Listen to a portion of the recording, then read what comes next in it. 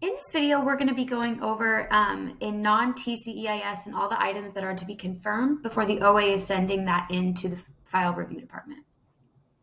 So this is a non-TC EIS. Starting from the top, we want to make sure that the property address, city, state, and zip is all filled in. Also just confirming that it matches the additional paperwork that you have, the contract, and MLS. So as an example, if MLS had a unit number included in the address, but the EIS does not, this would be an opportunity where you'd want to confirm with the agent and just make sure that what is listed on the EIS matches all the paperwork and MLS exactly. All right, so next is going to be the property type. So this whole box here will need to be filled in with whichever kind of property type the listing or the sale is for. So if it was a commercial residence, you want that marked. If it's just a residential resale 1 through 4, you're going to have that marked. If nothing is marked, you're going to want to confirm that with the agent and have that fixed prior to it being sent in. Or if what you're seeing marked here, if you have any question about it, you can also use that as an opportunity to confirm with the agent. That would be an example, like if it was a mobile home on MLS and you can see that and it's clear, but this is marked residential 1 through 4, good opportunity to just confirm so that we're saving the file review department, the agent, and yourself some time if they do have to then request a revision. All right, so now looking at the sale date and estimated close of escrow date. So sale date is going to be the date that it goes into contract, and the estimated close of escrow is going to be when they are assuming it will close. So just making sure that those two are filled in there and that they make sense. So if it's it's February 2023, if they accidentally put 2022 out of reflex, make sure that we're catching that and having it corrected. All right, so list price, sale price. Mostly what we're going to want to pay attention to is that sale price here. So making sure that whatever is listed in this box matches a piece of contractual documentation that we've been given by the agent.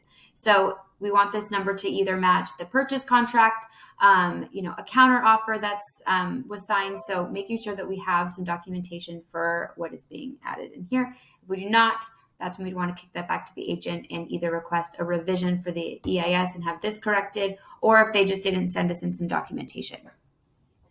The next box down is going to be commission. So if this was our listing, we would assume that all 3 boxes are filled in, the total, listing, and selling, and that these would match what is listed on the residential listing agreement or some sort of documentation. If there was a change in the commission rate, we would want an MOT to show that, etc. So if this was not our listing and we were the selling broker here, we would expect that at least this box is filled in and that this number matches either what is advertised in MLS or a CBC. All right, now coming down to MLS. So we're going to want to make sure this section here is filled in, yes or no to MLS. If it is a yes, we want to make sure the correct MLS number is added there. Okay, going to want to make sure that the seller's and buyer's information is filled out as possible, and as well as the listing and selling broker. So we want to make sure, all of this is as filled out as we possibly can. Special attention to if there is an outside selling broker. So if this is our listing, we want to make sure that we have the address, city, state, and zip, and the agent filled out here. That is going to be important once it gets down to the file review department. So as possible here, but making sure that it's not sent in without that address there for the selling broker. All right, so we're going to want to make sure that all of this here is filled in: title company, the address, the officer, email, and escrow number. So if you notice that any of these boxes are missing information, we would want to reach out to the agent and make sure that they're going to send in a revision with that information, or if they have it accessible, you want to make sure that's added in prior to the sale being sent down. So coming down further here, we want to make sure that the financial terms are marked. So what kind of loan, or if they're using cash that the buyers are using, we want to make sure that's filled out, as well as the lending company. So lending company address, officer, phone number, and email. We want to make sure that's filled out as clean as possible. All right, and then now we get down to team and mentor. So, this could be blank or it could be filled in, but if it is filled in, we just want to make sure it's completely filled in. So if we have an agent name here, making sure that we also have that amount filled in, or, going down here to the referral section, if we have it marked as, an outside broker or mom's heroes, whatever it is, that the rest of the information here is filled out as well. And that way, escrow doesn't have to inquire as to all of the details, or if it was accidentally marked, we're confirming that with the agent prior to the sale being sent down to the file review department.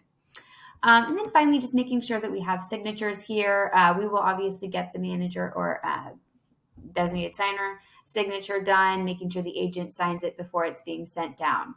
Another thing to look for at this onset is going to be that this is all filled in on a computer. So we cannot have this filled in via handwriting anymore. So making sure that if it is done in handwriting, that we are kicking that back to the agent and letting them know that they can fill it in on the computer. It's very easy to do. It's all a fillable text, so they simply just have to download and they can type in all the information that they need to enter here.